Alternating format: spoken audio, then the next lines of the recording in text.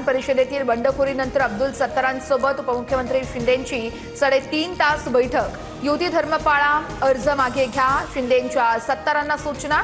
सत्तार आज मुख्यमंत्री फडणवीसांची भेट घेणार।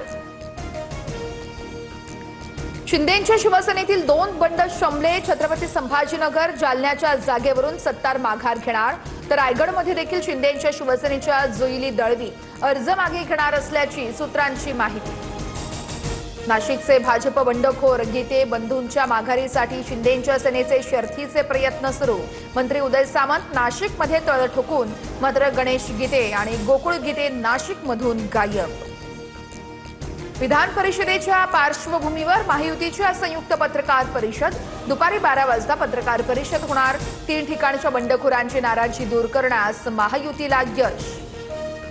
आमचा पहिला शत्रू शिंदे सेना, त्यांना रोखणं आमच्यासाठी मोठं आव्हान नाही।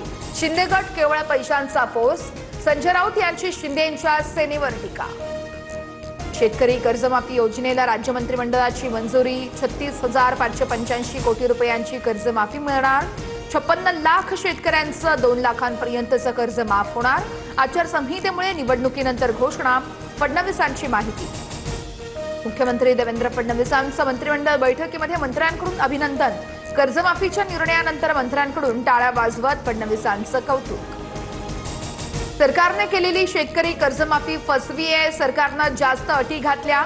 रोहित पवारांची टीका, तर कर्जमाफी फक्त दिखावा, शेतकऱ्यांना कोणताही फायदा होणार नाही। विजय वडेट्टीवारांचा निशाणा। सोलापूरमध्ये विधान परिषद निवडणुकीत काँग्रेसला मोठा धक्का। आदित्य फत्तेपूरकरांचा अर्ज बाद। अर्जावर बोगस सही।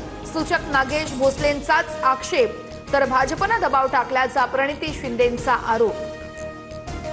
अमरावती विधान परिषद निवडणुकीमध्ये अपक्ष उमेदवार विप्लव बाजोरियांचा अर्ज बाद। काँग्रेस उमेदवार हर्षजित देशमुख यांच्या बाजोरियांचा अर्जावरती आक्षेप। संपत्तीच्या माहितीत तफावत असल्याचा आरोप। निर्णयाविरोधात बाजोरियांची कोर्टात धाव। शरद पवार यांच्या राष्ट्रवादीचं नवी मुंबईमध्ये